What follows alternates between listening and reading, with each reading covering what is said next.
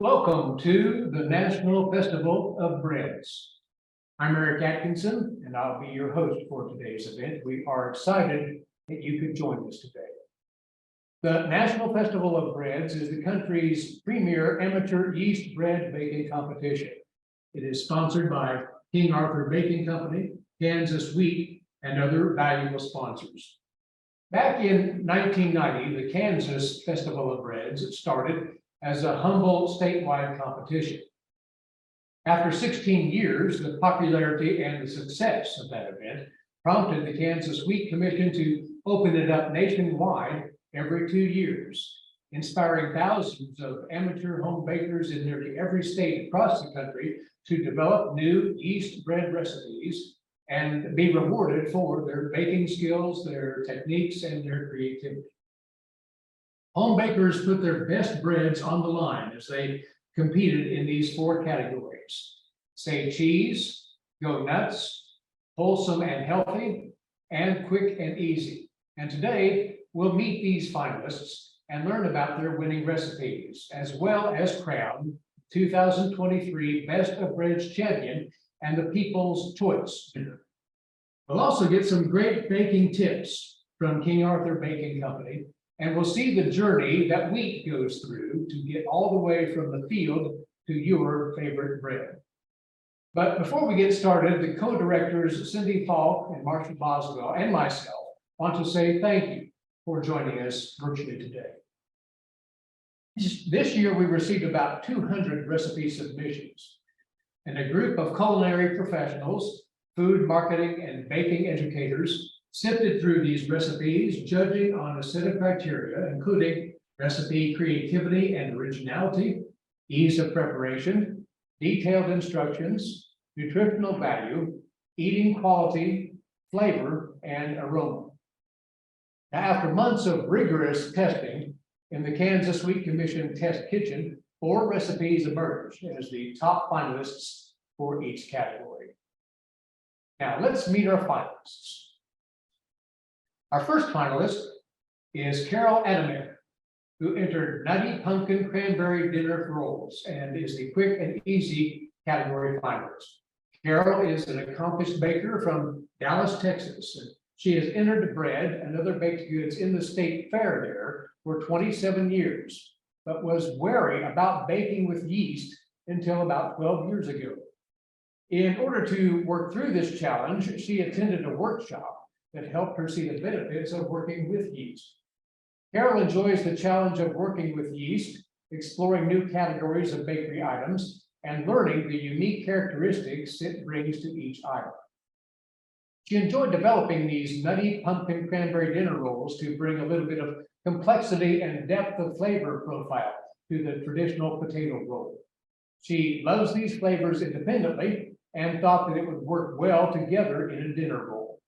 And she was preparing butternut squash soup to serve to her family, got her wondering what kind of bread would make a good combo for that meal. She adds that these rolls would go quite well with an entree salad or any other soup. Let's hear more about Carol.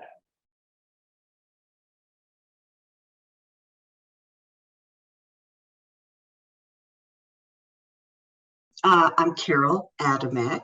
I'm in Dallas, Texas.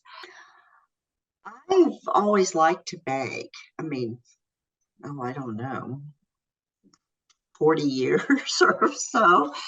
I have entered at the State Fair of Texas for about 27 years. But only about 12 years ago, because I'd had some failures with yeast, trying to work with it. I never got to really enter anything but quick bread. I was always afraid of yeast. And so a co-competitor had a little workshop at another competitor's house with about 5 of us. And she showed it. We all had KitchenAids. So she was talking about how to use it with a KitchenAid. And the next year I won a first place in bread. And I got hooked on playing with yeast. It's Nutty Pumpkin Cranberry Dinner Rolls. And I had a potato roll that I liked. And I thought it was kind of boring and I wanted something interesting, and I love pumpkins. So I thought I would try a pumpkin. And then all of a sudden the ideas for the cranberry came together. The main ingredients, well, I have pumpkin, but it's the King Arthur flour, and I use regular all-purpose flour. And there's toasted pecans. I have cranberries. There's not very much sugar. There's only about a quarter of a cup, I believe. And the pumpkin seeds. I just think that combination of the pumpkin and the cranberry, and maybe with the pecans and the seeds, exudes fall and winter. It has a cozy fit. I just like the combination. My bread machine is fast, so I thought, okay, well, that would be a fast rise. And I just thought it seemed easy if I put it all together in one container and then just divide it out and put it and let it rise again. I thought it would be fast, and it turned out to be. But I think with this one, you could use the mixer also with the fast rise yeast. That Red Star Platinum yeast is wonderful. I really hadn't used it before, and I ordered a bunch of it so I could test things for this contest, and now I'm hooked on it. Having everything at room temperature or at the higher temperature needed as stated in the recipe is critical. I'm a big believer in room temperature ingredients for everything, unless of course you need them heated. And to measure carefully. With baking, I think you have to be a little more precise. I mean, maybe you could play around with ingredients and be a little haphazard, but I think with certain ingredients, you have to be very precise.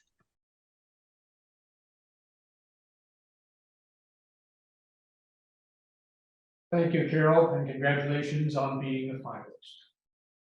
Another of our finalists, Marian Adamek, was the winner, the Go Nuts category this year, with her mocha coffee pecan babka.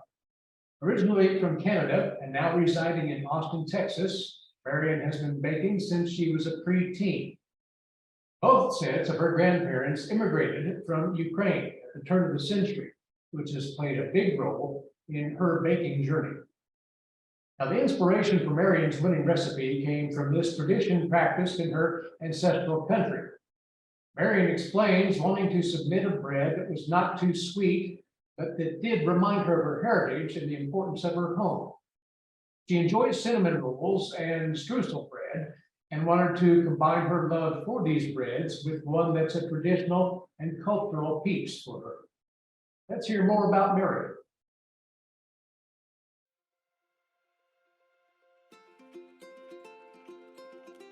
Hi, I'm Marian Adamek here in Austin, Texas, and I'm so excited to have been chosen the Go Nuts category winner of this year's National Festival of Breads competition. This is my first year entering, so I am just so grateful to Kansas Wheat Commission, all the judges, the co-sponsors, and anyone who had a hand in selecting my recipe, the Mocha Coffee Pecan Babka, as the winner this year. Thank you so much. I am so grateful and so honored. There are 4 parts to this recipe. There's the dough, the filling, the topping, and the orange blade.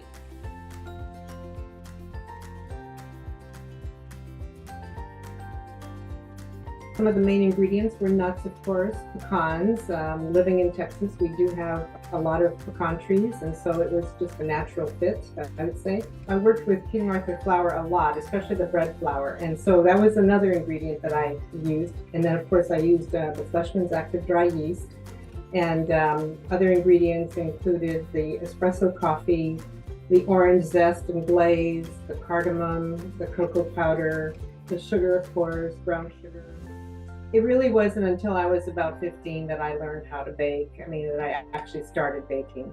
I used to follow Mom around the kitchen all the time, and just she'd let me help out wherever I could. And I started baking cookies and cakes when I was 9, and then at 15, The way it was, I mean, because we were living on a farm, there was always something that my dad needed help with outside. And at that time, she had mixed up beet, politschi, which is like a beet roll-up. Dad called her to come and help him. And so she told me, she says, you know, I don't think I'll be back in time. So that was my first attempt and I succeeded.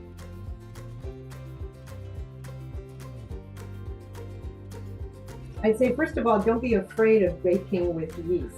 You know, it seems like one of the most intimidating factors, and I've talked with other people, like my sister-in-law, you know, she likes to bake now that she's tried it, but initially she was always tentative about it because of the yeast. So I was always afraid that it would, you know, she'd kill it or do something to it, and it's really fussy. Well, it kind of is, because you have to have it in the right temperature for it to bloom properly. But aside from that, you need to have a thermometer. You can measure your water temperature, or you can learn by feel, like your pinky test, I always call it, where you stick in your little finger, and if it stays comfortable in there, it's probably okay. So don't be afraid of yeast.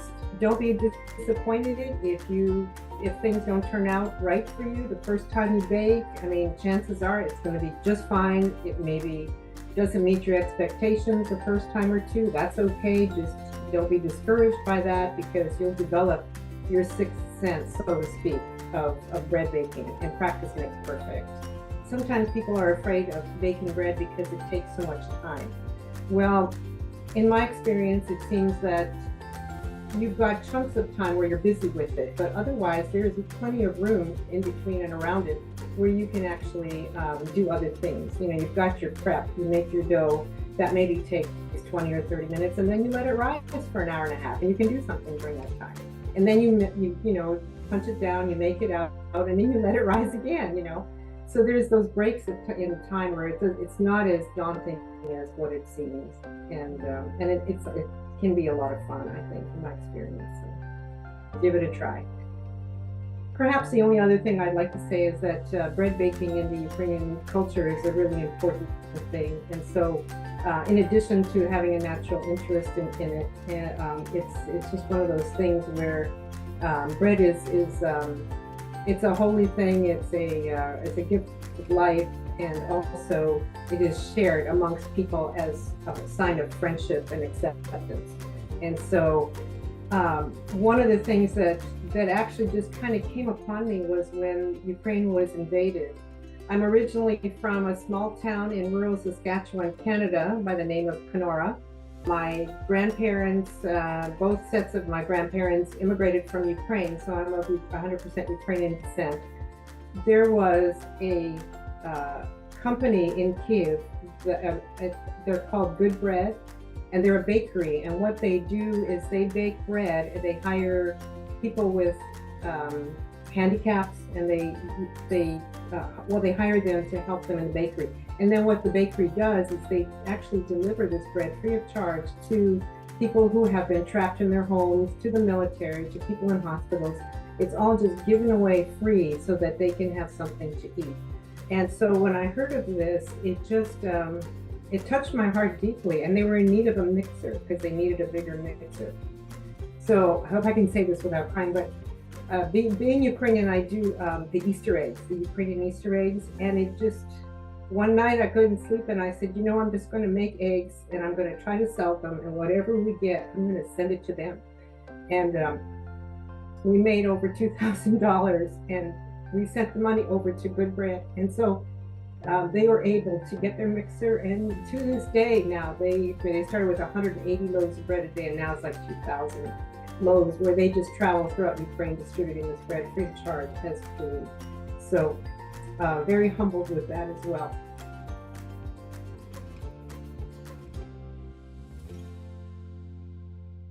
Thank you, Marion, and congratulations to you as well for being a finalist in the National Festival of Breads. Our next finalist, Gloria Piantek of Lafayette, Indiana. She developed her Cheese Lovers Barbecue Bread Twists recipe for a Super Bowl party that would serve lots of guests and be something that they would love. The circular twisted bread shape was an inspiration from a party that Gloria attended a few years ago. This is, without a doubt, a cheesy comfort food fantasy and perfect to be the winner of the Say Cheese category.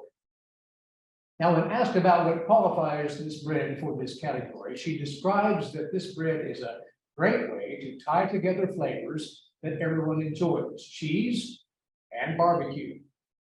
3 types of cheese are combined in this recipe, along with sweet and smoky barbecue seasoning rub, making this the perfect party snack. Let's hear more about it from Gloria.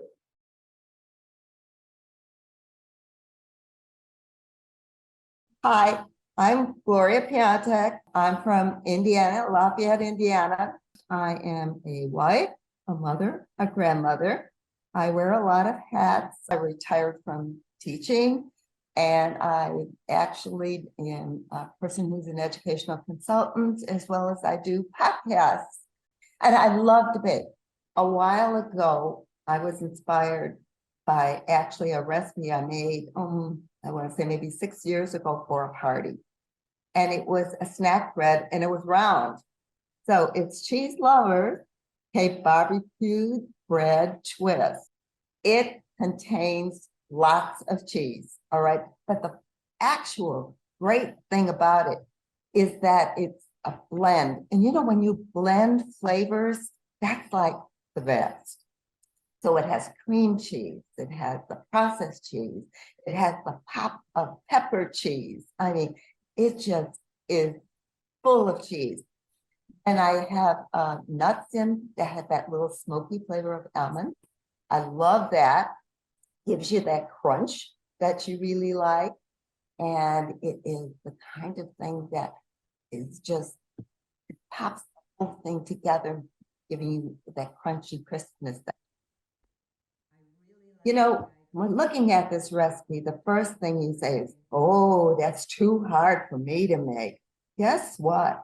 It's not. It's a real fooler because it really is quite easy. If you really think about the stages of how to make that recipe, it basically starts with putting the dough together, and you actually have dough while it's raising. You mix up filling, which makes it easy because everybody can stir cream cheese together, right? So that's an easy part. And then after you do that, everyone can make pizza crusts. So you think of like 2 pizza crusts, putting those together, putting your filling inside, sprinkle it with some more cheese, top it, seal it. I mean, that's all easy. There's one little thing that I would just like to share with everyone out there. Whenever you put any of these things out, so if you take this bread out and you put it out, have whatever herb you have there, take a little couple clippings from it with the little leaves and just sprinkle it on there, because that little green on it will make it pop. One of the things we didn't talk about, but I should have mentioned, is that the dough for this recipe is so forgiving that if you stretch it, roll it the wrong way, you can actually get it to come back to what it is. So don't worry about a thing. So I guess I would leave them with 3 words. Go for it. Have fun. Yes. Enjoy what you're doing. Know that there is nothing better than you're doing, and everything you're doing is learning. Don't get upset over all the small things that might go wrong. I think the thing you have to remember is that you don't really want to make this recipe perfect. You don't want to make it perfect. You want to make it so that you enjoy it. You want to make it so that it's going to turn out the way you make it. And you never can make everything perfect, all right? And if one piece is not the way it is, who cares? Kind of throw it off the right-hand side. It doesn't count. Okay, the whole thing that counts is that you're smiling and you're enjoying it and saying, hey, take a taste of this. It's great. It's been quite an honor for me to be able to share my recipe with someone. I think that for me, when you ask me what could be the greatest thing of why I like doing this, it's the sharing with everyone out there of ideas that might make them smile, like cheese makes us smile.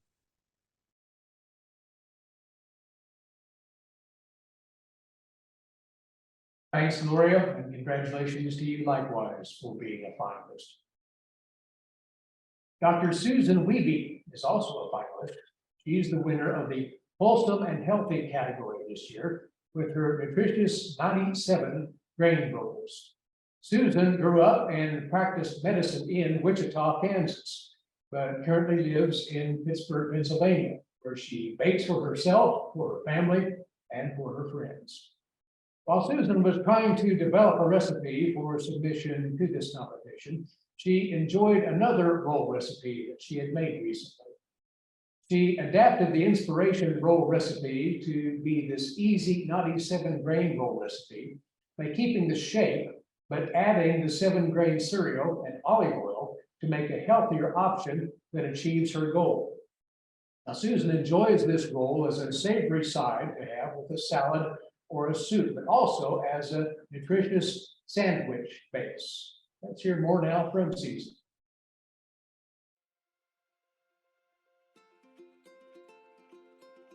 My name is Susan Wiebe, and I'm from Pittsburgh, Pennsylvania now, formerly from Kansas. I've been baking since I was a young adult. I didn't really bake much as a teenager, although I had an excellent home economics teacher in Hillsborough, Kansas. I was mostly in it for the sewing at that time, but I picked up some good tips from her.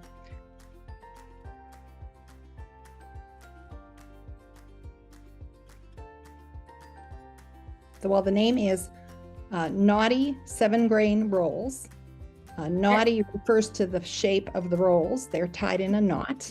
And 7-grain is the main ingredient, which is 7-grain cereal mix.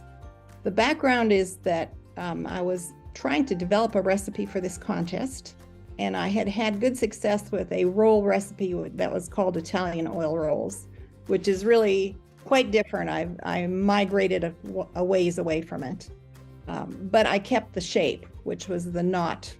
It's tied in a knot, but I added the 7-grain seeds, a 7-grain cereal mix, and olive oil, changed it a little. I think of it as more of a savory roll. I made some yesterday just to refresh my memory of this recipe, and I made a ham sandwich with it, and it was great.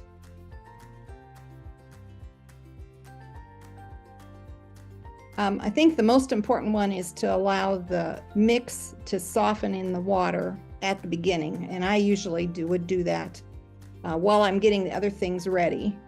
Just put the water and the 7-grain mix into the bowl of my bread machine and let it sit there, and the timing is not critical. It can be 15 minutes, it can be 20 or 30. If you're the longer it sits, probably the softer it will be.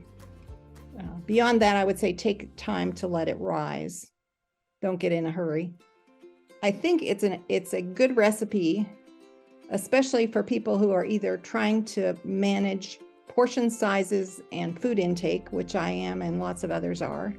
It's much easier to just have one roll than to have a whole loaf of bread facing you, and then you have to have some pressure to finish it before it goes stale. These are the Nutty 7-grain rolls that I developed. I think it has more visual impact than a simple round roll, and makes it more tempting, in the words of Mary Berry. She's one of my baking heroes. I enjoy her work and her videos. And when she really likes something, she says, "Oh, that looks so tempting." I think it's important to assemble the ingredients before you start to make sure you actually have them. It's not so disappointing if you're halfway through a recipe and realize you've just run out of one of the things you need. Well, I bake for fun and creativity, so I can share it with friends and family. To feed myself, I don't buy bread from the store, really. I make all of my own bread. Fortunately, I have a freezer, and so I often will freeze part of what I make, and it just stays there, and it's nice and fresh when I do get to it. How I got interested, it was just the example of other people, friends and family. Early on, I saw that it really contributed to quality of life. And then it turned out to be fun. I have watched and rewatched old episodes of Great British Baking Show and have learned a lot. I watch sometimes Claire Saffitz, who has a YouTube video blog or something. And I've learned some things from her. I have looked at King Arthur Flour site. I read recipes online and read the comments of people who've used the recipes. And you can just pick up great tips, techniques, just by being open to it. And I have a collection that I've gathered over the years, so I treat them as references. Just last night I looked up Elizabeth David English yeast cookery, which is from the early 1970s, just to check on something. I saw something online about her and I thought, oh yeah, I have that book. And I looked it up.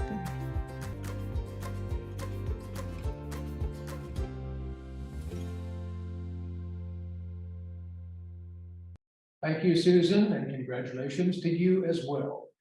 We greatly appreciated hearing from all 4 of our finalists this year's National Festival of Breads. They're truly a unique group of bakers who bring their own backgrounds and expertise into their baked products.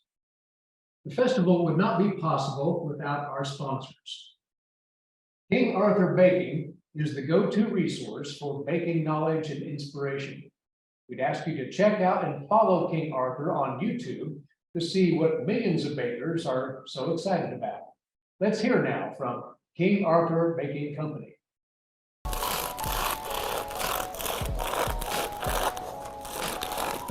Look at the edge crust on that though. That's pretty good, dude. Do you see that? Do you see how it's got like this eggshell situation, right? You want to have this like crispy, well set crust, but then this like webbed matrix inside. If you can get that, I mean, it's worth struggling for. It's worth striving for, I think. Hey bakers, it's Martin. I'm here in the studio today, and I want to encourage you to come along as we make some classic French baguettes. Listen, these are challenging. There are a lot of steps to manage between how we score and how we shape and getting the hydration right at the mix, but listen, even a baguette which is not perfect is a delicious baguette. It's crispy, it's crunchy, it's got the fermentation flavor that we're looking for. So come along, let's give it a shot. Classic baguettes. So, classic baguette. This starts with a pre-ferment, which is a poulish. Poulish is the classic pre-ferment used to make baguettes. It's a small quantity of yeast mixed with equal parts flour and water. Cover it and let it rise overnight. During the rise, we're developing flavor. We're also developing some handling characteristics which transfer in final dough. And on day 2, we have the pre-ferment finished. It's slack, like I said, pancake batter consistency, beautiful aromatic pre-ferment, ready to mix. So, poulish into the bowl. I add the water, the salt, and the yeast. And last, the flour. With a baguette, we actually don't want too much strength. We actually want a little bit less strength than something like bread flour. So, all-purpose flour, perfect for baguettes. One of the challenges of baguettes is making sure that you have a consistency which is soft. Here, I'm just checking the dough to make sure I have the consistency that I want, and if it feels a little bit firm, I'll add a little water, a tablespoon at a time, until I have a supple consistency. And I'll continue this sort of folding, pressing process, looking for that supple, sticky consistency, and then I'll give it just a couple of folds in the bowl.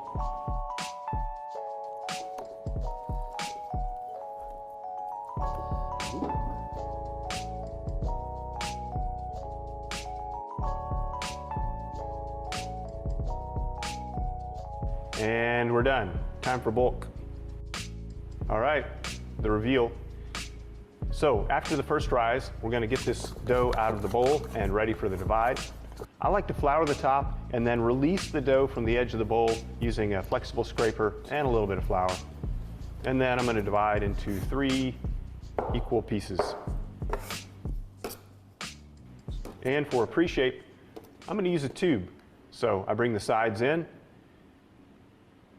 and then I just roll it down, pressing with just the pressure required to seal the dough towards myself, and that's pretty much it. Sometimes I'll seal the ends like that. You don't have to. So let's do it again.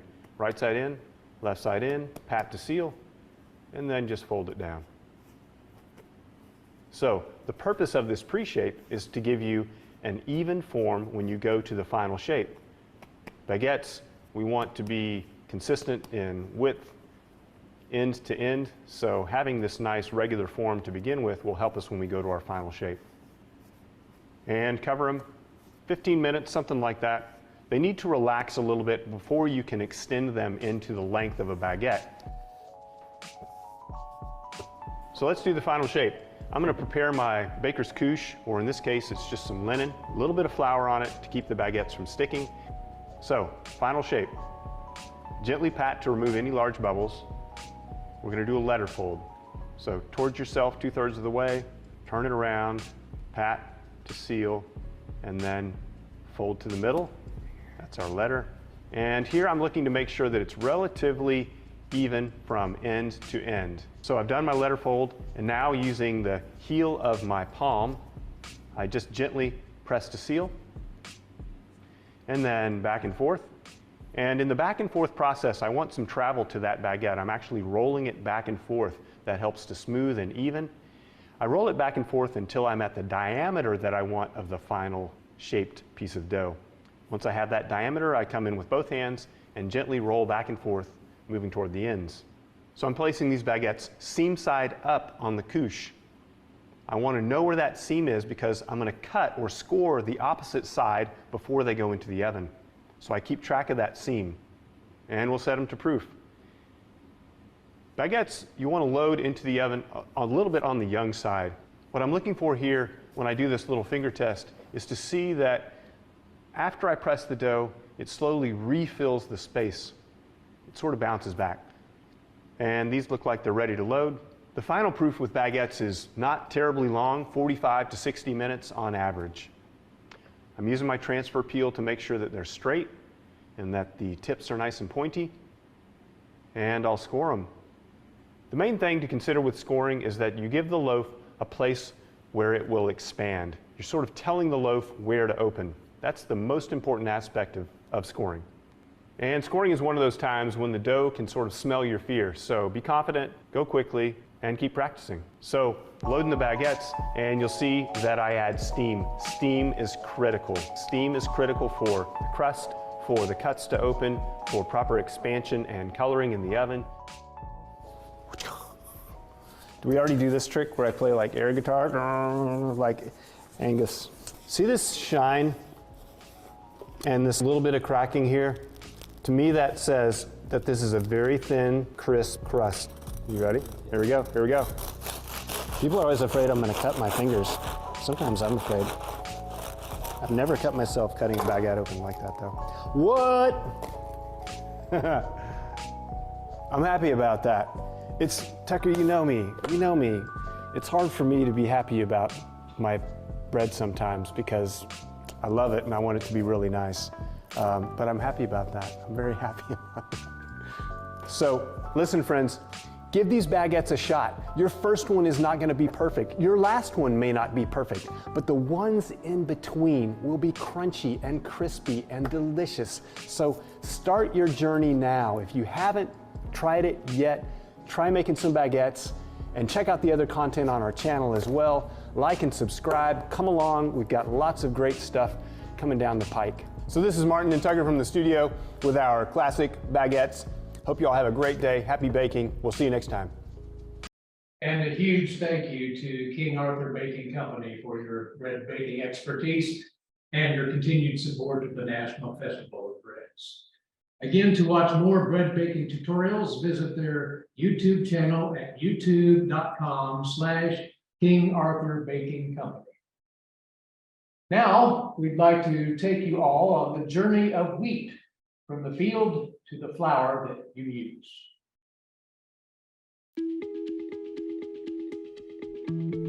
Your favorite bread has taken a long journey to arrive at your kitchen table.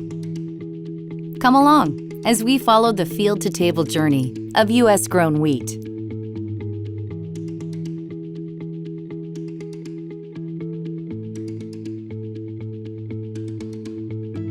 All bread starts as a seed, but not just any seed. It's been carefully selected by trained scientists who handpick the seeds, or kernels, to become a new wheat variety.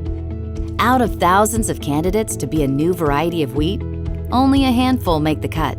These selected varieties become available to farmers who plant them in soil and nurture them for months while they grow into wheat plants. These farmers make choices about how to best nurture the growing plants with fertilizer and other nutrients. There are 6 classes of wheat that grow in 42 states across the country. They're designated by their color, hardness, and their growing season. There's white wheat that has a mild and slightly sweet taste. Or there's red wheat that has a nuttier flavor. There's hard wheat, which is used for breads and pastries. Or there's soft wheat, which is used for confectionery products like crackers or cookies. There's spring wheat, which is planted in the spring and harvested in the fall. Or there's winter wheat, which is planted in the fall, becomes dormant over the winter, begins to grow again in the spring, and is harvested in summer.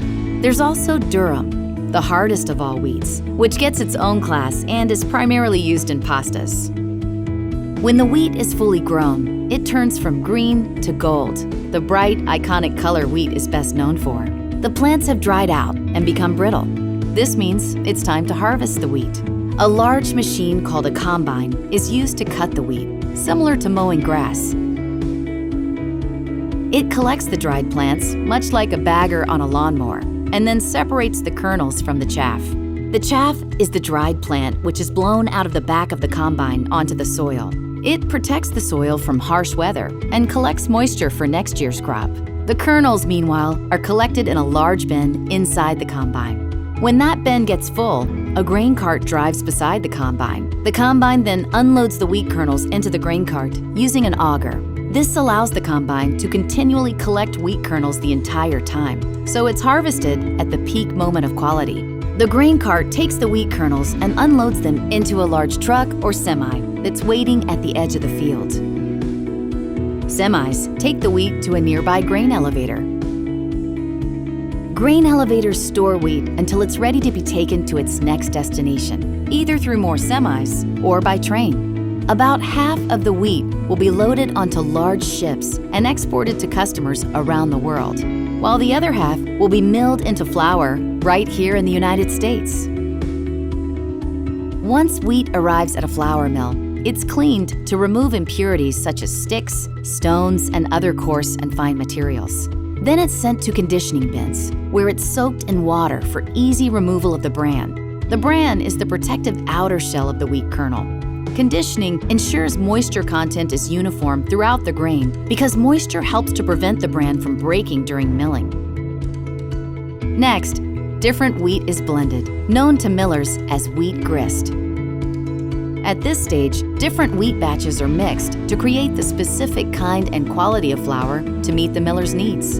The wheat is ground by a roller mill machine that crushes it into pieces. It's then put through sifters that separate the endosperm, wheat germ, and wheat bran. These can be sold separately or used to produce different flours. For example, wheat bran, wheat germ, and white flour blended together creates whole wheat flour. Here, it can be packaged for grocery stores, or it can be sent in bulk to commercial bakeries. Today's commercial bakeries use the latest energy and water-saving technologies to produce hundreds of loaves of bread per day. These loaves are delivered to grocery stores and restaurants on a daily basis. While all of these wheat foods go through quite a complex process to get here, they're still created from the simplest, highest quality ingredient, U.S.-grown wheat.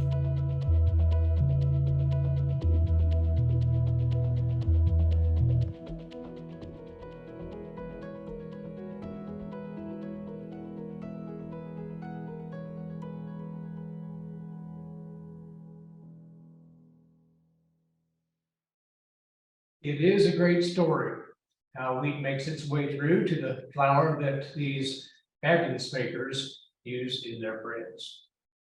We would ask the finalists now to turn their video connections on, for we are approaching the time that you've all been waiting for. The presentation of awards and the announcement of the 2023 Best of Bread champion. Our first award is the grand giveaway of a KitchenAid mixer. And the winner was selected by a random drawing from all eligible entries. Congratulations to Michelle Kuzma of Columbus, Ohio, winner of the mixer. She entered the Say Cheese category with her marble rye and Swiss cheese bombs.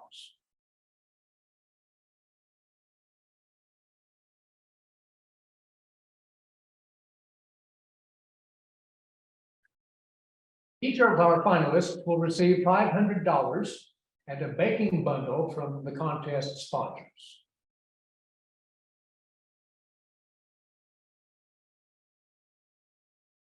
The people have spoken. The People's Choice voting occurred on the National Festival of Bread's Facebook page from May the 15th through May the 26th. The finalists were awarded 1 point per reaction, 2 points per comment, and 3 points per public share of the photo of their bread.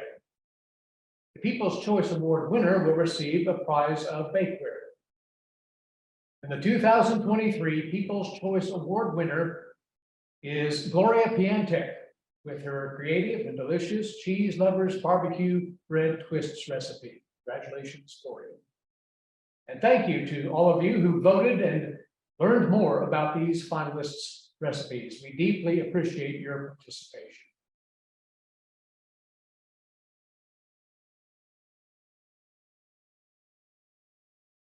The Best of Breads champion is selected by the judges from their 4 category winners. The champion will receive a check for $1,000.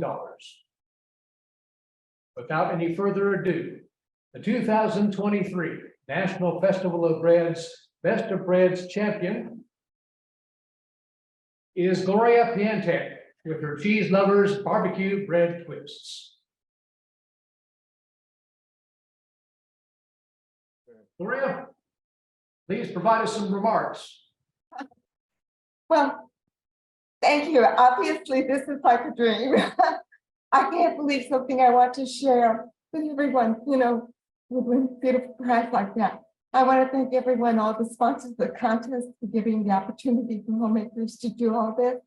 Okay, like King Arthur's Flour and the wonderful people from the wheat industry and the farmers who grow the wonderful wheat. All right, and a special thing to the people who worked in kitchen testing and knowing and making everything absolutely fair and wonderful. I mean, that is so thrilling. And my husband, who watched the oven faithful. I'm sorry, I see surprised. Who watched the oven faithfully to make sure it didn't burn. Thank you, all of you. And thank you for, do try the recipe. It is so good and so much fun. And if you can make pizza dough, you can do this recipe, but it just looks fancy. All right. And thank you, all of you, so much. Appreciate that. Thank you, Gloria, and congratulations to you and to all of the finalists as well, once again. And we'd like to thank all of you for joining us today for the 2023 National Festival of Breads. Once again, we'd like to thank the sponsors, including the title sponsors, King Arthur Baking Company and Kansas Wheat. Thanks to additional sponsors, Stafford County Flour Mills Company, Kansas Soybean Commission, Kansas Corn Commission, Texas Wheat, Hy-Vee of Manhattan, and the Manhattan Convention and Visitors Bureau. We appreciate you joining us today for our 2023 virtual National Festival of Breads. Now, to stay in the loop and enjoy today's videos and more, you can visit our website at festivalofbreads.com. We will showcase our finalists' videos and recipes, today's event, and more content from our sponsors. From all of us at King Arthur Baking Company and the Kansas Wheat Commission, congratulations once again to our 4 finalists and to our Best of Breads champion, Gloria Piantek. Thank all of you for joining us today.